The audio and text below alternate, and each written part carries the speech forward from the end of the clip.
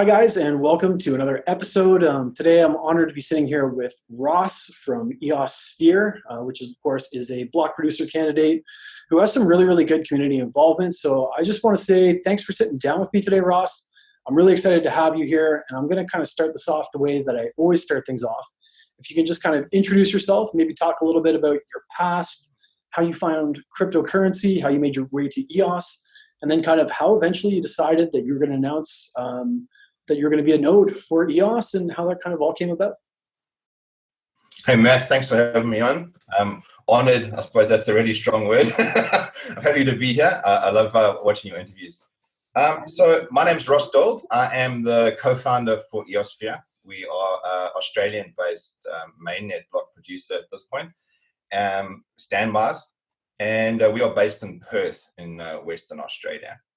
We've been going at our campaign and educating the Australian community since January this year, and we announced our candidacy. I think it was in February or March. I'll have to go and look and Steem it. But where did it all happen? Where did it all start? Right. So I personally, myself and my co-founder Ken Hall from back in earlier this year, we've both been involved in cryptocurrency since about 2012. For myself, it started off with Litecoin mining in our study, explaining to Shelley about the high electricity bill each month. It was pretty amusing. But Ken actually discovered proto shares from a company called Invictus, and if you were familiar with Dan Larimer's earlier work, that's where it all kind of started. It was a proof of work token that was called proto shares. And we mined the hell out of that stuff. Yeah. And Dan eventually saw that there was a necessity for a different mechanism that wasn't going to be so energy intensive. And he started developing the idea of delegated proof of stake. And proto shares then became bit shares. And there was the whole airdrop model that was all created back in those days, where you would have like angel shares and you would have your bit shares, and out of them all other dApps that came on would airdrop their tokens. For instance, it was Bit Music and Bit Lotto and all those kind of things. Anyhow, so the bit share space, I was involved with that. I never ever ran a delegate, but I was always part of the forums and kept on top of where Dan Larimer's mind was. And then he moved on to Steem it, right? So, we thought, oh, jeepers, this could be the next big thing. Steem it also uses a variant of the same graphene-based technology using delegated proof of stake. And that also started off as a proof of work just for a moment at the beginning when it originally launched. Mined the hell out of that. And then actually really started getting involved with more of the community side, where, I was doing blogs. Shelley, my wife, she was the Steem it wife, and she was doing posts and getting paid for it. And I ended up running a witness. Still run a witness to this day. However, since we've been working on EOS these days, it doesn't get the same amount of attention. I know Gandalf gives me some grief about me not participating enough in the Steem it community, but I'm still involved to a degree. So I've been running a witness for years. I think since 2014, I think it was 2014, 15. Oh, I don't know. The time goes crazy. In crypto time, that could have been like 30 years ago. And then after that, Dan obviously left Steem it, and he hinted at starting a new project, which ended up being EOS.io.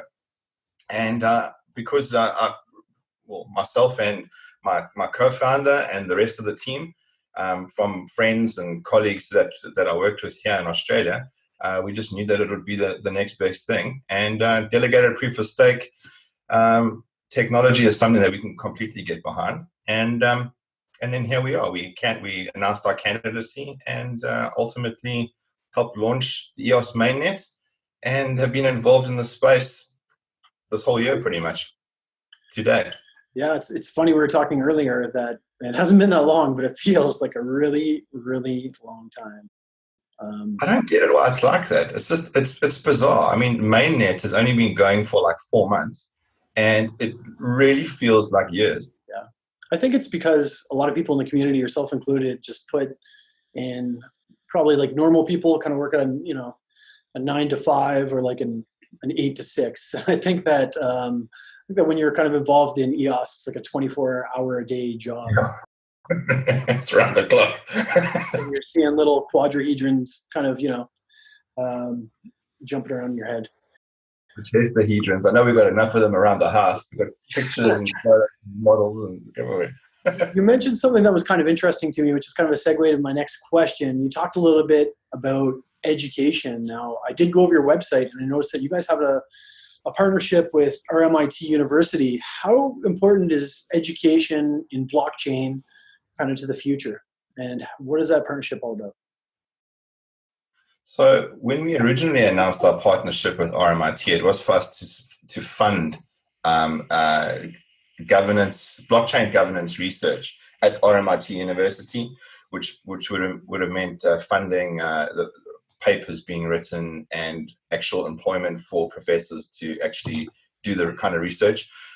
It was kind of hinged on us being top 21, right?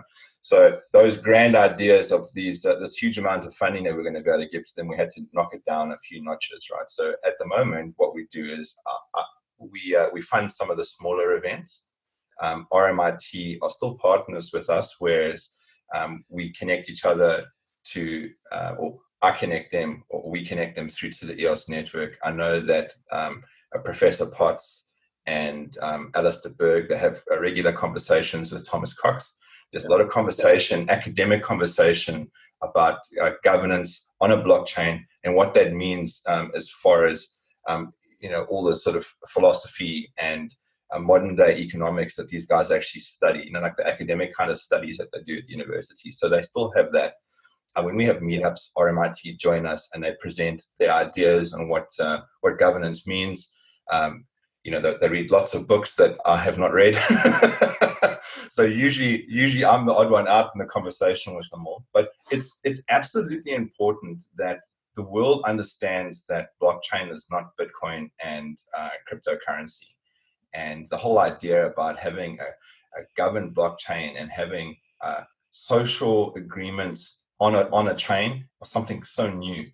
And everyone's trying to get their head around how we can apply that to the real world and everyday life. And here we are, EOS IO mainnet, an experiment running in the real world. So it's great that the students are learning about it correctly from the experts, and we're happy to facilitate that kind of thing. Absolutely. Yeah, I did kind of the Worbli online conference with Mr. Potts. He's a smart man. So he's definitely well read to listen to. Yeah, very well read. Yeah. Yeah, 100%, and very tuned in and very interesting guy. I wanted to talk about something else that I kind of scooped off your website, and that is, of course, your involvement in Chintai. Yes, Chintai. Yeah, I made friends with David Packham like in February or March this year, and he had this idea about Chintai and asked if there was something that we could get behind.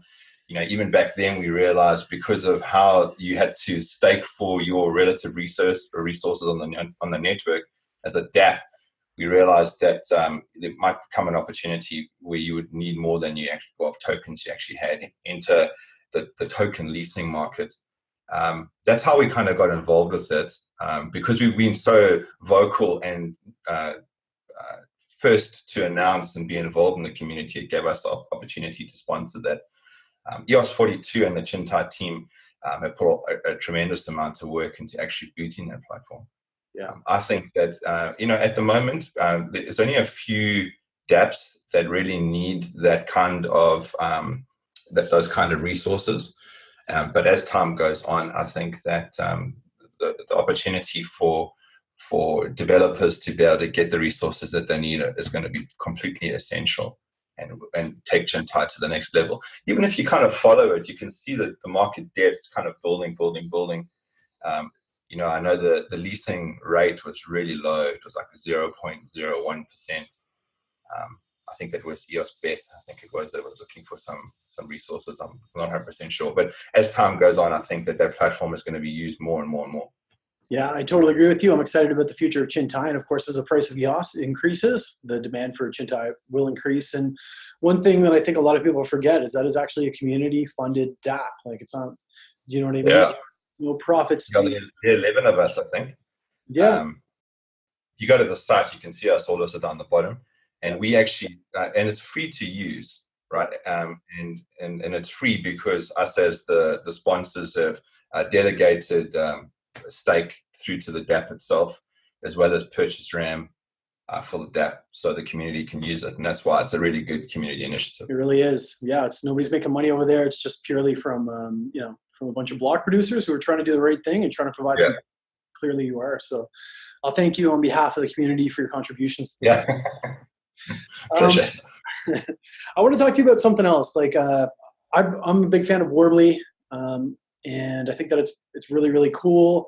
I don't think it takes anything away from the EOS ecosystem. I think, in fact, it kind of provides a back door for people to be able to enter, and then eventually through IBC, enter the ecosystem through like a safe wallet. I also know that you guys were recently announced as one of the block producers for Worbli. Like, what's kind of your thoughts on Worbli? How excited are you for kind of the future of Worbli, and do you see it as a necessity to be able to facilitate adoption in the EOS ecosystem? So I started talking with Sam about 4 months ago.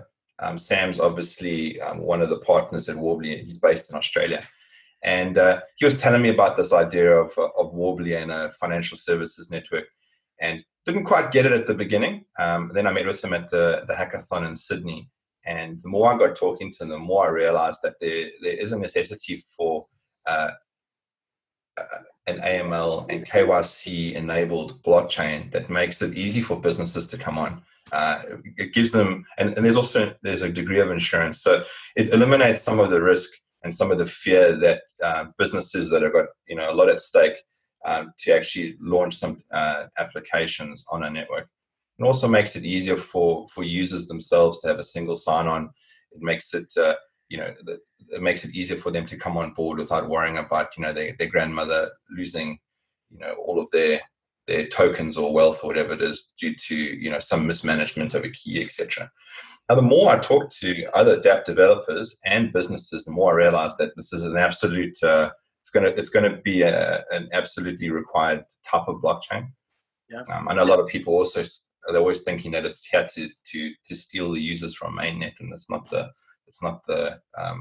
plan at all, to be honest. No. It's definitely a sister chain, a friendly side chain, and yeah, when IBC is available, it'll be a mechanism for you to onboard yourself, get comfortable with the space, and if required, you could then move on to mainnet or whatever other chains are out there at a later stage. And then I think the only thing after that is just to kind of keep tabs on grandma, make sure she's not buying up all the Dodge. No. In saying that, creating a wallet these days is really getting easy. Hey, I've even my dad, he used the Lynx wallet, and it was just quickly pay with the iTunes on his iPhone. Done. Apple Store sorted. We're getting closer. Had a wallet. Of course, all the keys were the same, so I had to help him out there. But I also was cruising your website, and I saw something that kind of like a blurb about how you guys work with a lot of other parts of the community all over the world. Like, how important is it to have that global community and maintain those relationships in EOS? Well, let me tell you from a selfish point, us only representing Australia wouldn't be the best kind of block producer sense. There's not as many people in Australia as there are in the US or Europe or China. So it's important for us to have token holders know what we are about and vote for us, right? Rather than just being those guys that don't have anything to do with us, right? So that's the selfish point of view. The second point is EOS.io and the EOS mainnet, or any of the chains. The value is in global community. The diversity of people participating inside the actual blockchain itself is where the strength is. The fact that you've got all these different block producers from different regions predominantly, means that you've got different cultures, different beliefs, even different political setups, which make the chain stronger. So you're not constrained to everybody has to do it X, Y, and Z way. If one of those block producers, because in their country they couldn't be a block producer, if they had to fall away, that doesn't kill the whole network. Yeah. So I think that's absolutely important. And, out of all of the cryptocurrencies and tokens and other blockchains that I've been involved with, I have never seen the amount of community participation as we see in EOSIO, because it's all of the side chains, Emanate, and everything. There's so much conversation. Telegram, it's a nightmare because it's just so much going on. But everybody's involved. Everybody has an opinion. And for the most part, we eventually get to some kind of consensus on everybody's opinion. But I think that's important, even though it's difficult. I mean, that's what decentralization is all about, right? Different ideas, different thoughts, different priorities. And I think it's hell of important. Yeah, and it makes us stronger, of course, right? Which is a beautiful thing about it. I wanted to ask you about something else that I read, which was the Good Guys for EOS proxy. What exactly is that? How did it come about? And how does it work? So we were one of the first proxies to actually register. And it started off with me thinking that probably a way for, it was just, initially it was just the team's tokens, right? Because there's got to be an easier way for us to agree on who we're going to vote for. And we need a mechanism for the community to get behind it. And then I realized that, we are stuck in this point because, we were like in this between like 40 and 60. There's this thick band, right? Yeah. Of really competent, great block producers that do amazing stuff for the community, whether it be technical, social, just evangelizing the platform, and they're not getting voted in. And I thought that, what I think the community could get behind was a proxy that would vote for all of the good guys that were, I don't know, the underdogs is what Chris Pollard was calling us in our recent article, right? Nice. So, vote for the underdogs, the guys that actually are playing an important role in the community, but just aren't getting the visibility and recognition, And so we are all about, we vote for competent block producers that adhere to the Constitution and the Reg Producer Recording and Contract, guys that are involved in the community and are below 1% vote in the network. So out of all of the votes in the network, if you are below 1%, you're on our radar. And if you go and have a look at who we vote for, it's awesome. We vote for only good guys. And we've actually got an article that's been coming out every week, just showcasing 3 of the guys that we vote for. And we vote for all 30, by the way. Yeah. And we got a little blurb about what these guys are doing, and why we're voting for them. So, if you don't know who you want to vote for, because it can be a bit of a chore, we've already done all the hard work for you. Proxy your vote through to us on any one of the platforms, and just know that you're going to be looking after this band in the middle of people that we actually can't afford to lose in the network, because these guys are doing an important role. They just don't have any super whales voting for them. Yeah, I think that there's a lot of not necessarily underrated, because their activities are very visible, but maybe just kind of undervoted people who do like a lot of really, really good work who I speak to on a basis. So I think that's a great idea. I really like it. We were kind of talking about relationships earlier. Who are some of your closest relationships in the EOS space, and why? Well, of course, it's our partners off the bat, right? So, we partner with Emanate, which is a music platform. It's designed to compensate artists fairly and easily, which I didn't know until recently is actually a problem in the music industry. So we do quite a lot of work with them. We jointly run social media campaigns. I connect them with the EOS network, and I'm happy because working with them means that we're supporting a DApp that I think is going to make a difference, and it's a real DApp, right? It actually works. The showcase that at Blockchain Live by Block One, which is pretty cool. Obviously, we got a relationship with RMIT. Some of the other local dApps in Australia, as they've been built, we have some good conversation with them. Blockchain Center in Australia. So those are more like the partnership kind of things. I would say that we have relationships with all of the block producers, all of the publicly visible block producers, and don't all jump up and down in your seat. It doesn't mean that there's any kind of collusive relationship. But we all definitely join in group discussions to understand where we're going as a mainnet, and you know what kind of things are important, how we should run our infrastructure. You know, hey, look what I've done in my country. Look how you know the businesses jumped on board because of this presentation I did, or maybe I'll use some of that here and get that kind of synergy going. It's Yeah, funny. so a lot of relationships. I wouldn't say there's any particular one that is the only one. Just so many. I love Emanate. I have interviewed Sean and Jimmy before. I'm not saying everybody else should, but I personally bought it at the pre-sale. Like, I'm excited about Emanate. I think that it's a really good idea. And I'm looking forward to seeing that DApp drop, because there is a need, and the way that it kind of like pays out by, I think it's like even by the second, isn't it, to artists, and just kind of so at the moment, just the demo is every 2 seconds. Yeah. But I think it's more like a demo. I think realistically it'll probably be every 30 seconds or so. But what's really cool is, like, if you and I made samples, I had a drum and you had a keyboard or whatever, and somebody went and mixed that in that same song, as that song is playing, you and I could be fairly compensated for our samples from somebody else's track. It's really, really cool. If you go and join the community, also it gives you it opens your eyes to this other world, right? You know, that they're not cryptocurrency, blockchain platform, nothing like that, right? They're all like, these are artists. So it's interesting to go and listen to what they're talking about. You know, they just want the problem solved, right? They don't really care what it is on, you know, as long as it's going to deliver. And I think Emanate's going to be that platform. Me too. It's one of my most anticipated dApps on EOS. Like, I like a lot of dApps, but Emanate is right at the top of that list for a lot of different reasons. Those guys are super cool. Jimmy's supposed to be coming down to Costa Rica. He has a girlfriend out here, so hoping to hook up and have a couple of bubblies with him. But I like what they're doing. I think it's a cool idea. So Cool. that's pretty funny. I guess my next question was, if you weren't like doing this, because I know Ross, we were talking earlier, you live for this stuff, you know, and as of course do I. You wake up every day and EOS. What do you think you would be doing if you weren't a block producer right now? What would you be doing? Well, I worked for 20 years in the professional IT industry.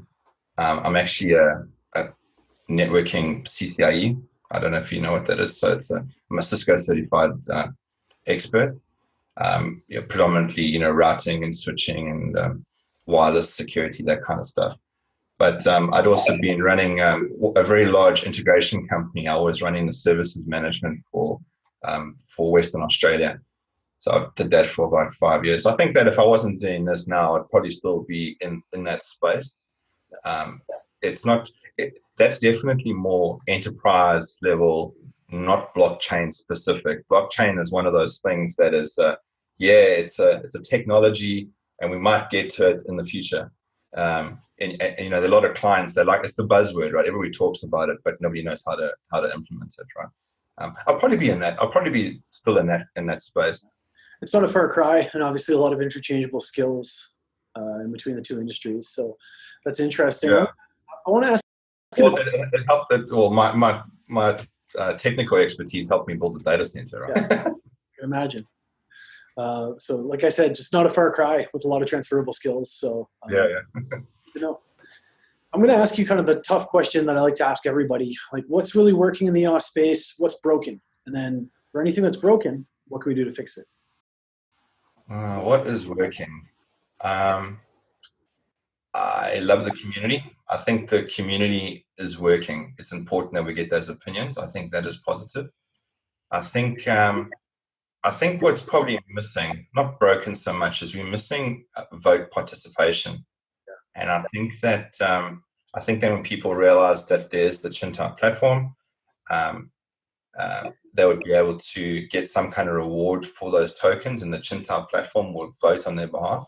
I think when the resource exchange eventually comes to fruition, I think that it's going to force people to vote. Of course, we want people to vote so that we can get decentralization of the actual block producers. We want them to be voted in by the entire EOS token holder community, rather than the technically competent individuals that have got a big stake. And you'll find it's the technically competent guys that know how to vote, who saw the benefit of the technology, who have got all the tokens because they got in right the way at the beginning, right? Yeah. I think that needs to change. We need more participation, especially also as the referendum smart contract is going to be available with front end, and we need the community to use their voice, use their vote in order to help decide the direction of the platform. Yeah. You know, we're going to be voting on all sorts of things, like what's going to be changed in the constitution. You know, should you be allowed to vote for more than 30 block producers? All these kind of things. You know, what's the interest rate going to be like? You know, sorry, the inflation rate. You know, very, very important for the users to be involved. And I think that's not what's happening at the moment, and it needs to change. And maybe Rex and Chintai, those are the kind of initiatives that get people wanting to vote and use their stake. I think you're right. And I think what a lot of people don't realize is your vote does matter, because BPs are paid out per vote kind of basis, right? And there's a lot of really, really good BPs who are putting a lot back into the community, who are they're not getting adequately compensated for what they're doing. You know what I mean? So it's like your vote does count. Your vote does matter. And if you're neglecting to vote, then you're really you're maybe doing like a little bit of a disservice to the community, in the sense that there are people who deserve your votes. There are people who are working for your votes who just aren't getting the recognition. I think you're right. Chintai and Rex will help to change that. I suppose another thing that would help people is when they feel secure enough to be able to use their keys. And there's some really good initiatives at the moment. I know we actually sponsor my EOS wallet by AltShift Dev, and he's busy putting together a web front end for Ledger Nano and for Trezor, as well as Scatter. Maybe people will get more comfortable that there's a hardware wallet, and it'll be easy for you to use your keys, you know, so you don't feel like you're going to get ripped off. So those kind of things as well, you know. Something that does frustrate me is there's a lot of vocal people in the community, and even some of the vocal ones don't vote because they don't feel that that their tokens will be safe and their keys will be kept safe. And it's the same. And so how can you be complaining about how the network is going when you're not even placing your vote? You know, same thing with the politics in the real world, right? Everybody is like, oh, what a mission to go and vote at the election, but oh no, this government is screwed. You have to have your voice heard to make a difference. Yeah, you do. That's a good analogy. You can't complain if you don't vote, right? Yeah. So I want to ask you, Ross, I always ask, what do you do for fun, man, when you're not working on this stuff? Like, how do you unwind? How do you relax? How do I unwind? Well, I've got a 13-year-old daughter, or Shelly and I, we have a 13-year-old daughter. I know we go watch movies and that kind of thing. Hobbies and stuff. I'm into electronics. I fly radio control planes. Kind of goes hand in hand. I ride motorbikes. I've got an R1. Sometimes I go to the drag strip. I play computer games. Yeah. I play mainly on the PC, but I've got a PS4 and Xbox as well. As you would expect from somebody that was into cryptocurrency electronics. 100%. No, I get it. I have drones. Like I love drones. I don't necessarily have like planes, but I love like kind of aerial photography and just having something up in the sky that you can kind of mess around with. So I definitely get that, and as do I get the computer games. I just wish I had more time. We've got some really cool ones coming out on EOS. And I just wish I had more time to spend playing them, but I don't. EOS Solar they got a VR EOS game at the moment. I need to actually check that out. Me too. My daughter and I play quite a bit of VR together. Nice. On the Oculus, so it'll be great to just see what's going on with that. Yeah, I'm looking forward to that too. What would you say some of EOS Sphere's kind of core values are that define you guys? What do you guys? So we list our core values on our website.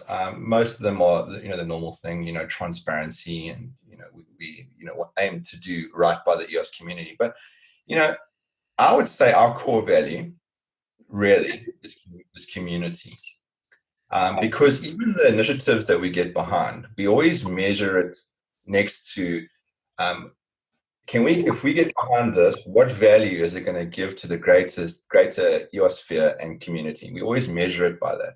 So we don't get behind anything that's not going to see a direct benefit and measurable benefit through to our supporters and the rest of the ecosystem.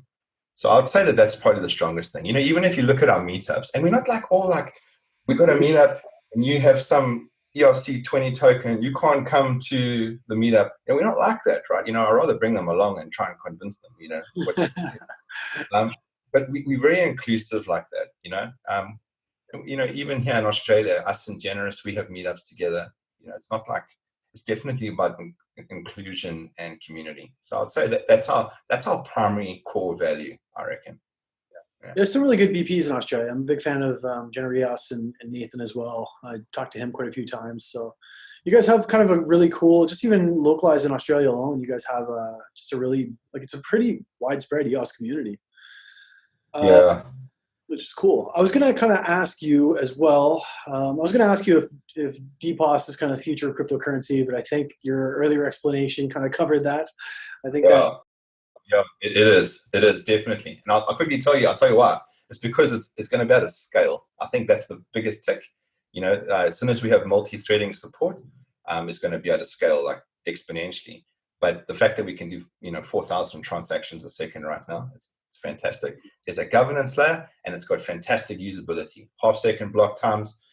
You can have a nice little web front end communicating through to the blockchain, and the transactions are for free and really, really quick. I think that's the big difference with DPoS. Yeah, I agree full-heartedly. I wanted to ask you a little bit, and this is just kind of an interesting question. Do you think that the airdrop model is kind of broken right now in EOS for fundraising? Well, I suppose there's also the air grab model, so that you need to, make sure you take care of your own RAM. Look, I've never done an airdrop. I see the issues that the guys are having, because I think you need 250 bytes or something per user. Look, I think it's a challenge. I think there's at least 5 or 6 other ways to do it, right? Yeah. And you could even argue that sometimes airdrops are just a waste, because you get these guys, they get token X, Y, and Z dropped in on their account, and they never look at it again. So maybe it's better to get participation. Maybe it's better to actually do an air grab. These token holders, or these potential token holders, see value in your in that token. So you know what? They go and they pay the 50 cents, to get their stake in that token. I don't know. I don't have more of a view. I know that like Nathan from Generous would understand that a lot better. But he's come up with a lot of the different ideas for how to mitigate that. So yeah. Off the bat, I like the air grab idea. Yeah. If airdrop, maybe airdrops aren't the way of the future, really, because unless you committed to being involved with that platform, why do you even need the tokens in the first place? Yeah, and Emanate's doing that. They've kind of got a limited distribution. I think people are looking at different ways of seeing a new model of somebody who I spoke to recently, which is doing like one airdrop of a set amount based on your tokens, and then kind of consecutive airdrops based on the amount of those tokens that you're holding in your account for like over 7 months. So there's like different ways that people are kind of learning to mitigate it and make sure that people are loyal and like staying engaged. So I'm just seeing a lot of cool stuff from the space. And I think that traditional airdrop model is just not working. But I think that Nathan as well has got some really cool ideas for some upcoming stuff. So I think we'll always do what we always do and just kind of engineer around it. What kind of dApps are you seeing in the space that really capture your imagination, and what kind of dApps would you actually like to see built that may not be built yet? So we participated in the hackathon in Sydney. I actually did something really cool. I'll tell you, it's a little segue. I'll tell you. I got one of the team members from Power Ledger to join us. So Anya Nova, she was our spokesperson. We got 2 developers from Emanate, and we got 2 of our guys to create this hybrid team. And they came up with a really good dApp. And that dApp was something called Strauss, which was a mechanism to alleviate strata management. Now, I don't know if what you would call it in Costa Rica or anywhere else in the world, but essentially, if you're in a block of flats, for instance, and everybody has their own like sectional title for their apartment, but the building still kind of belongs to everybody as like a governing body. And what they do is typically they get a third party to come in and manage the building. Whereas any kind of upgrades, they'll say, okay, we're going to put a new front wall in, or we're going to put solar panels, and that's kind of like where it started. And then everybody had to pay $1,000 for the solar panels, right? But who gets the benefit? Some people didn't want to pay for the solar panels. Anyhow, so it's a mechanism for us to do fractionalized returns for upgrades in the building. Like, for instance, like if they wanted to start doing biofuel in the basement, not everybody needed to participate in it, but it also means that you're not going to get the benefit of it. So it was an automated mechanism to do that. And I believe it's a huge industry, this whole management of proposals and coordination for initiatives around these buildings or complexes. And this DAP was would solve that. And I don't know, I can't obviously talk about too much more, but it looks like that DAP's actually got a future, and watch the space, I guess. Yeah. So that kind of depth, I thought that was awesome. That was fantastic. Yeah. Any depth that solves getting rid of some kind of middleman third party, and any depth that brings a degree of automation to something that generally takes like a long time to go through all the red tape and bureaucracy and process. Those are the best kind of depths. I have to agree with you. I think that's a really cool idea as well. And it's funny all the kind of use cases that are servicing and the way that we're learning to use the blockchain just to solve some complex problems and break things down, create some transparency. And then of course, like you said, just remove a middleman and decentralize some stuff. Yeah. Who do you most admire in this space? Like if you had to pick one person that you really admire, who would it be and why? Geez, that's the unfair question. Okay. That's unfair. You know who I do admire? I admire the developers and block producers that without getting any reward or even glimmer of some kind of reward for all the effort, are actually putting the effort in. That's what I admire.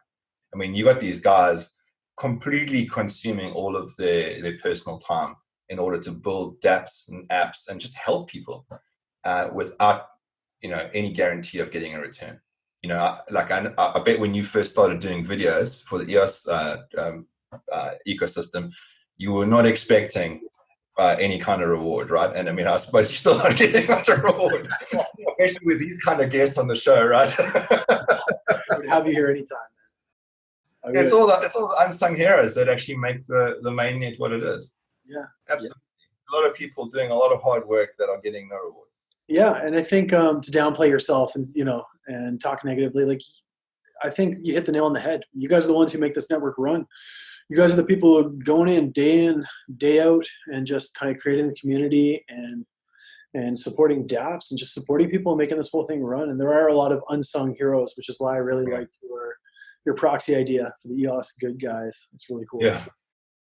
So I mean, and also like our block producer rewards. I mean, our whole mantra when we first started, and even to this day, was reinvesting back into the ecosystem to grow a bigger ecosystem. We've actually got a video out there. I don't know if you've seen it, showing what we believe the role of a block producer is. I'll send you the link.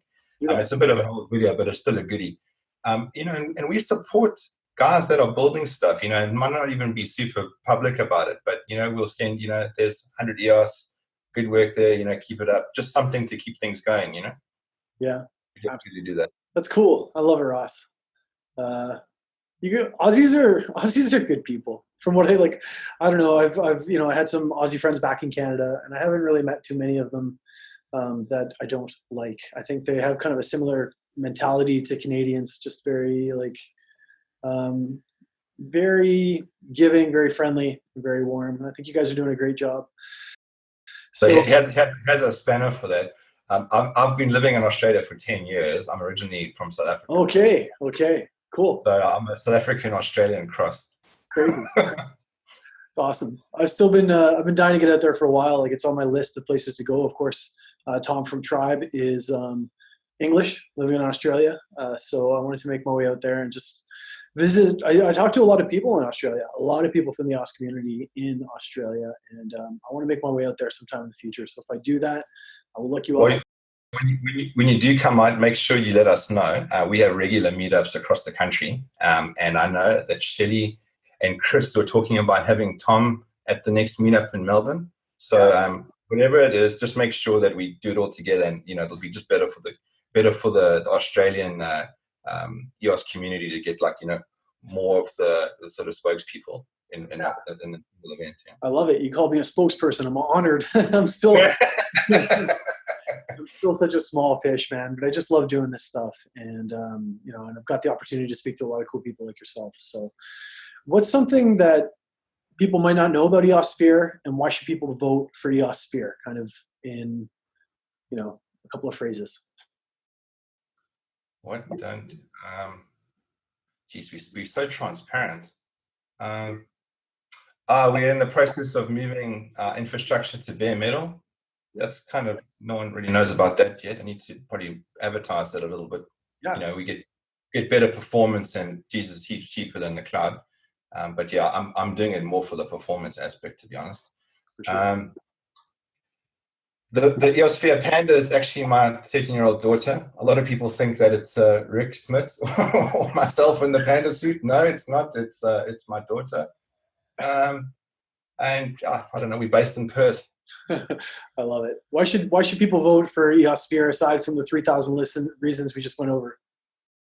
I think a vote for EOSphere is a vote for a team that know how to run the infrastructure, are involved with governance, and are all about community and inclusion. One more. We are opening up a different arm to EOSphere called EOSphere Dev. It's still a work in progress, but the way we figured, we get hit up by businesses and people with ideas to build dApps all the time. Like, we're in the middle of this. So I also have access to so many developers that want work, so many technical guys that want to orchestrate projects and dApps. So we're going to be taking on dApps to actually develop on behalf of businesses as like a sort of services arm. Watch the space. It's obviously a slightly different business structure to what we have at the moment, but it just makes sense, man. It's like we're in the middle of it the whole time, and I get so many emails about with companies saying, please come and help us develop this. So I go and talk to them, and we discuss some of the ideas and some potential dApps, but we don't necessarily take it to the next level. We say, okay, well, you can go speak to that development house. Might as well keep it internal. So yeah, vote for EOSphere would be for those kind of initiatives. It would be for evangelizing how EOS.io is a business-friendly platform. And we just want to grow. And you as a token holder, we want your token to be worth more than $5.50. It will be, man. That's coming. I don't think anybody can stop that. You know what I mean? I really, really don't.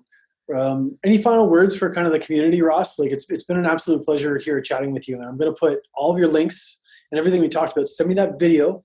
I will. Yeah. It's oldie but a goodie. Yeah, exactly. And any kind of anything interesting. And I'm going to list that below in the comments. But do you kind of have any signing off words for the rest of the community, or anything that you want to say to the EOS community in general? If you're in Australia, just check out our meetup page. Come to some of our meetups. They're a little bit ad hoc at the moment, but there's good conversation and quite a vibrant community from all different blockchains, and we're trying to bring them over to the good side. So come and join if you're in Australia. Any other city. Yeah. And don't forget to vote for EOSphere. Vote for EOSphere. Absolutely. You can slip me the 10 later. No, you do a heck of a good job, man. And thanks, man. I'm really pleased to be able to sit down with you today. It's been an absolute pleasure, and I look forward to chatting with you again soon. Cool. Cheers, mate. Cheers, buddy. Bye.